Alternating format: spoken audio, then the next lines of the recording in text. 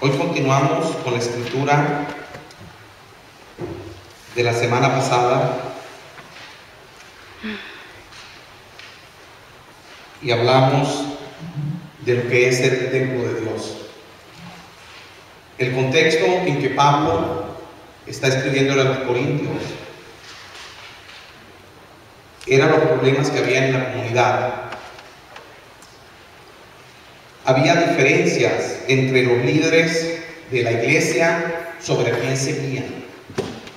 Unos decían que preferían el ministerio de Pablo, otros decían que preferían el ministerio de Pedro, otros decían que preferían el ministerio de un líder que había trabajado con ellos que se llamaba Apolos.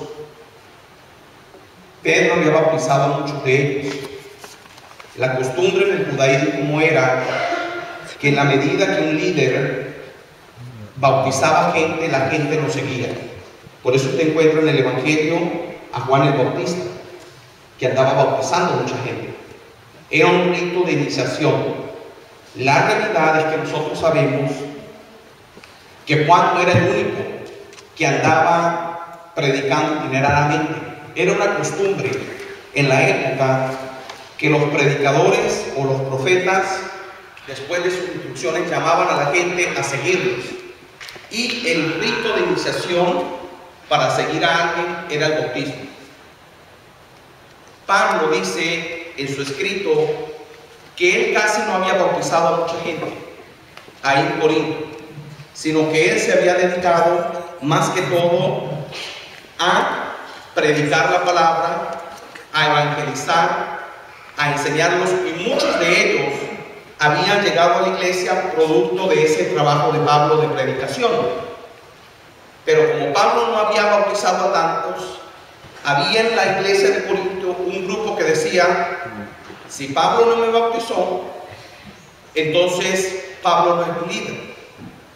Yo sigo a Pedro porque Pedro fue el que me bautizó. También más adelante, en la historia de la iglesia de Corinto, había un grupo que seguía o se decía seguidor de una persona llamada Apolos, que era un hombre muy elocuente, un líder entre los griegos que se había convertido, y algunos en la iglesia de Corinto decían que ellos seguían a Apolos. Y entonces había toda esta controversia entre los diferentes grupos de la iglesia que estaba en Corinto sobre quién era el líder autoritario o autorizado, o el líder que ellos deberían seguir. Aparte de eso, la comunidad de Corinto tenía otros problemas. Cuando uno lee toda la carta a los Corintios, uno se da cuenta, leyendo esa carta, que uno dice: ¿y estos eran la iglesia? Porque a veces, como dije el domingo pasado, tendemos a idealizar la iglesia. Y cuando alguien viene a la iglesia, piensa que la iglesia no hay problemas, que la iglesia está llena de mujeres y hombres que son perfectos. Y resulta que cuando nos hacemos parte de una comunidad y nos empezamos a conocer entre las interrelaciones humanas, nos damos cuenta que no es así, que la iglesia está llena de mucha gente imperfecta, comenzando por el pastor. Se nos sale y nos damos cuenta de que fallamos. Es normal en la vida de comunidad. Lo que no era normal es que esas diferencias y esas imperfecciones en la iglesia de Corinto estaban amenazando la vida de la propia iglesia, al punto que se habían formado facciones. Otro contexto, para entender un poquito más este pasaje, era también el hecho de que quienes componían la comunidad de Corinto, quiénes eran esas personas que habían llegado a esa iglesia. Bueno, leyendo la escritura de Corinto, toda la carta, nos damos cuenta que Pablo ataca mucho el tema de la sabiduría. Y él decía que no se deben creer sabios como la sabiduría de este mundo, en el versículo 18 que nos leyó Rubí, sino que el que se cree sabio debe hacerse un ignorante para que llegue a ser verdaderamente sabio, porque la sabiduría de este mundo es una tontería para Dios. En efecto, la escritura dice: Dios atrapa a los sabios en la propia astucia de ellos. ¿Cómo entender esto de que Pablo está hablando? Bueno, lo que ocurría en Corinto era que había una comunidad de griegos y de judíos que se habían encontrado, y ambas comunidades traían trasfondos diferentes. Los judíos, había muchos líderes judíos que estudiaban mucho la ley, eran doctores en la ley, eran expertos en el Torá y se creían muy sabios. Por otra parte, muchos de los griegos que se hicieron parte de la comunidad eran también filósofos, grandes pensadores, porque la costumbre de ese tiempo era que muchos seguían a los líderes por la retórica, por la manera en que ellos hablaban y por las grandes profundidades que ellos compartían, especialmente entre los griegos. Entonces, el ser parte de una comunidad les hacía pensar que en la iglesia iba a ser igual, y habían todos esos debates, especialmente que en esa iglesia, como ocurre en la iglesia de hoy, se encontraban personas de diferentes estatus sociales. Entonces, las personas de mejor posición, las personas más estudiadas, las personas filósofas, se enorgullecían con el conocimiento y con la sabiduría. Y Pablo les dice y les escribe que no, que en la iglesia y en el evangelio el seguir a Dios no estaba basado simplemente en una filosofía, ni que era algo que estaba reservado para un cierto grupo o élite especial, sino que el evangelio era para todas las personas. Ese era el corazón del debate. Luego Pablo les habla a ellos de que debían tener cuidado, tanto la comunidad como los líderes, de qué era lo que estaban construyendo. Y él usa una metáfora. Él habla del templo. Cuando uno construye, los que saben de construcción aquí, saben que lo más importante de cuando uno construye son las bases. Las bases marcan la diferencia. Por eso aquí en California, que vivimos en un lugar donde hay temblores y donde hay terremotos, los códigos de construcción son muy estrictos. Tienen que haber bases profundas, el tipo de material que se usa para construir edificios como las catedrales o los edificios que ustedes ven en Los Ángeles tienen que ser muy profundos.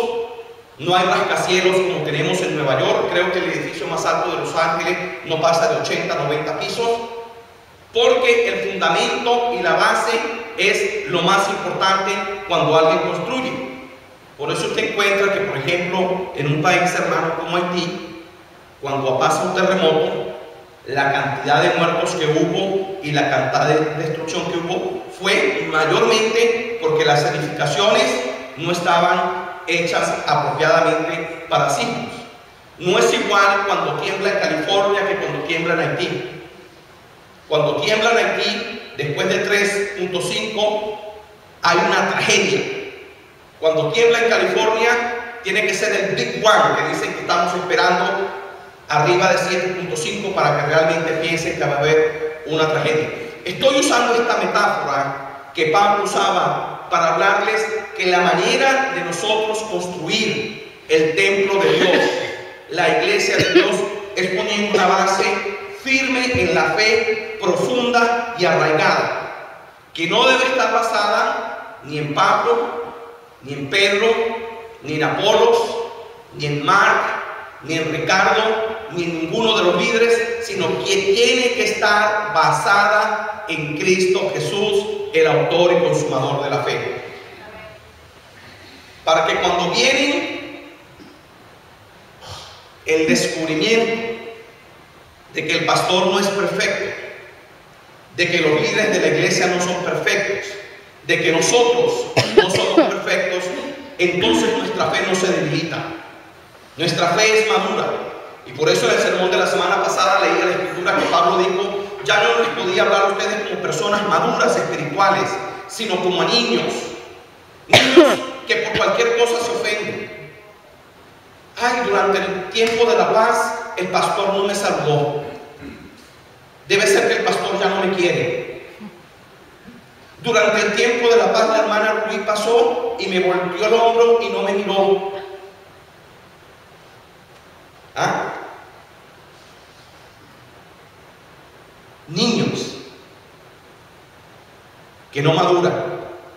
La semana pasada hablaba con una hermana que me vino a ver a la oficina y conversábamos.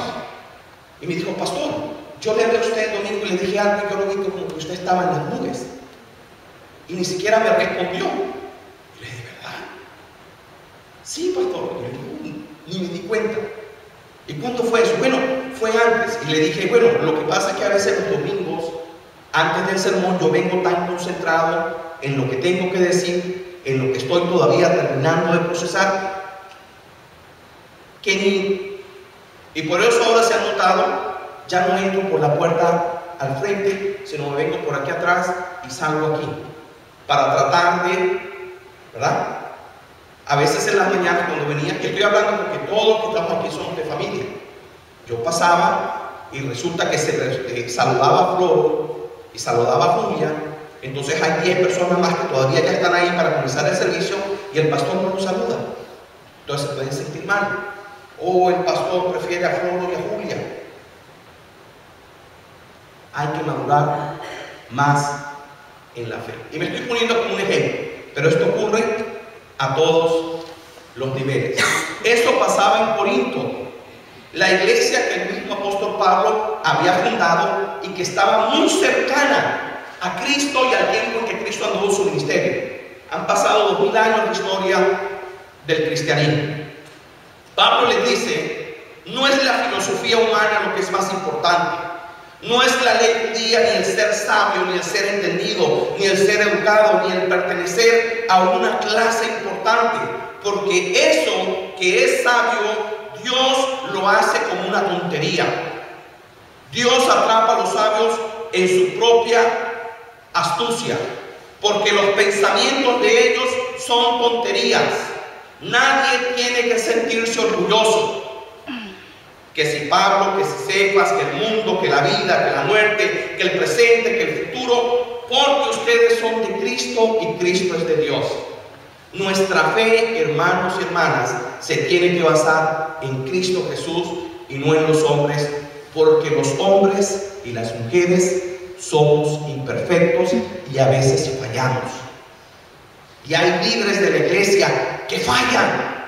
Leían esta semana con tristeza que el pastor John Cho, uno de los pastores más famosos de Corea, que plantó la iglesia más grande de Corea del Sur, con miles y miles y miles y miles y miles de miembros. Creo que pasaba ya 150,000 la membresía de esa iglesia. Yo tuve la oportunidad una vez de escucharlo en Caracas, en Venezuela. Un ministerio increíble. Esta semana salió la triste noticia de que le presentaron cargos en Corea porque encontraron que él defalcó del tesoro de la iglesia millones de euros, millones de dólares. Cosas así ocurren. Entonces, ¿qué? Ahora los hermanos de la iglesia de Corea van a dejar la fe. Hay que entender y hay que separar. Para ir concluyendo, ¿quiere decir entonces esto de porque el pastor es humano y el pastor tiene defectos, o los líderes de la iglesia son humanos y tienen defectos, o nosotros como congregación somos humanos y tenemos defectos, entonces aquí todo el mundo hace lo que da la gana y se comporta como le da la gana y hacemos lo que queremos y no nos importa si ofendemos o no ofendemos a las personas? No. Pablo hace una advertencia. Pablo llama la atención y usa la metáfora del templo otra vez. Dice: ¿no saben ustedes que ustedes son templo de Dios y que el Espíritu de Dios vive en ustedes? Y que si alguno destruye el templo de Dios, Dios lo destruirá a él, porque el templo de Dios es santo y ese templo son ustedes mismos. Voy a hablar de esto en dos áreas. La primera, el área de la comunidad. Tenemos que tener cuidado de no destruir el templo de Dios. El templo de Dios soy yo, es mi cuerpo, pero es mi hermano, y es mi hermano. Y no hay nada más triste para un pastor cuando la gente me llama y me dice: yo no quiero ser parte de esa comunidad. ¿Para qué? ¿Para qué? Si a veces encuentro personas que tienen actitudes de ofender, de rechazar, mejor no.